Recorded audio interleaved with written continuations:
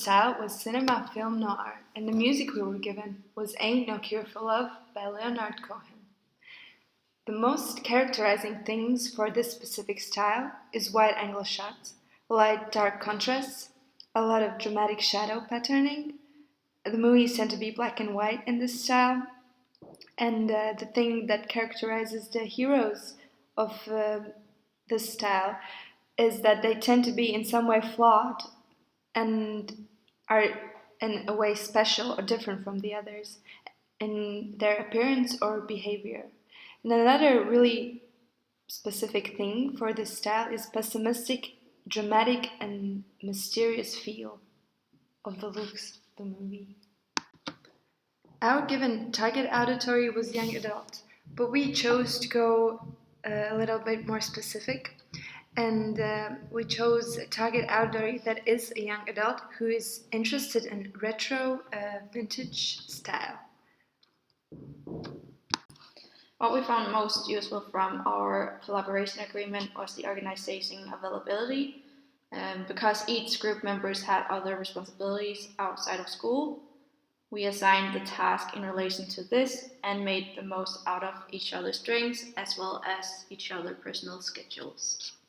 This is our way to divide the task between the group members.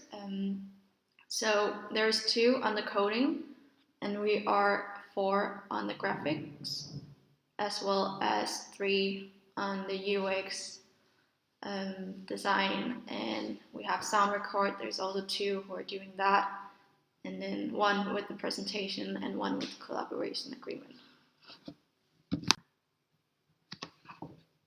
The premise of the story runs as followed. Elliot, E.T., and 2 of his friends are being chased by police. Police are after E.T., and thus the children's main goal is to safely transport E.T. back home. As they are cycling through the woods, desperately trying to get away, they find themselves at a dead end, with a treacherous cliff in front of them and right behind them police cars.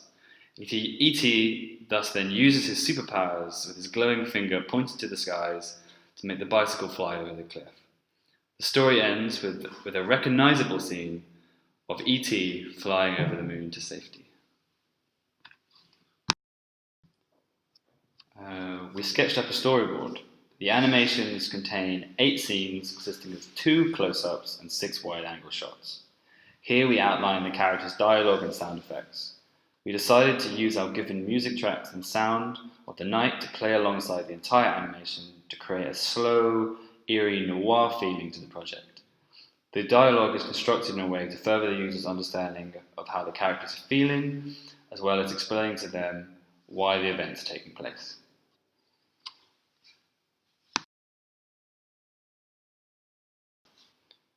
The second scene consists of a close-up where the main characters are interacting with each other and reacting to the situation they are currently in, thus introducing the user to the story. The third scene is the rising action, where the situation becomes tense and stressful as the police arrives and E.T. and the group is being chased by the police car. Final culmination. After running away from the police, it seems like there is no escape for them, since there is only a cliff in front of them and the police at the back. The last scene is the end part of the animation.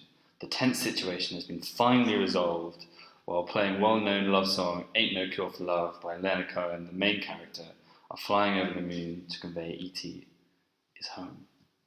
In the sketching process, we experimented with a variety of different character styles. We then ended up going with the more mysterious retro aesthetic rather than the previous drawings that seemed to us more childish. To keep with the film noir style on the backgrounds, we tried to work with the lighting effect and sharp monotone contrasts. We also set the film at night to complement the general theme of eeriness.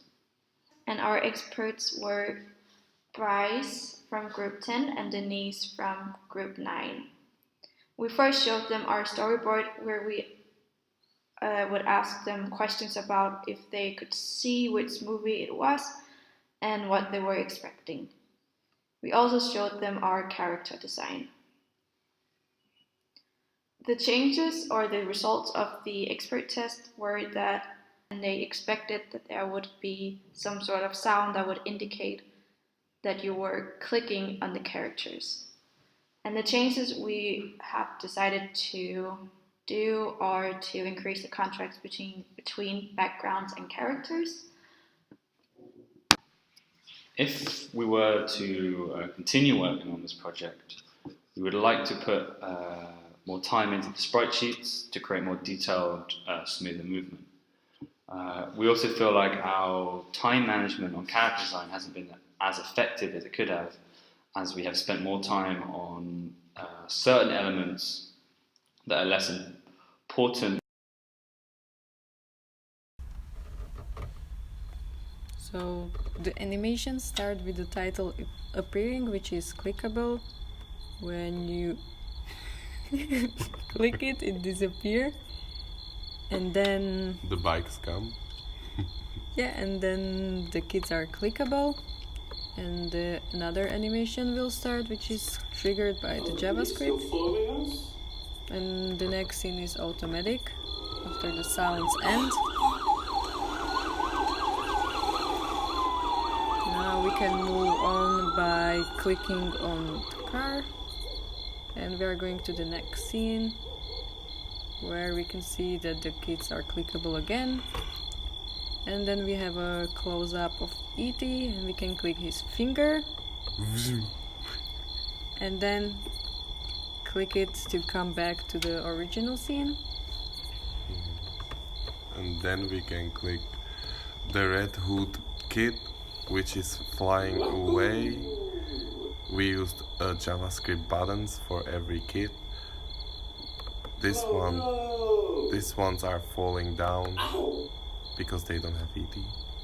The next scenes go through Red Hood kid again. When you click it, it's the final scene there with the song and with the ET and kid flying around.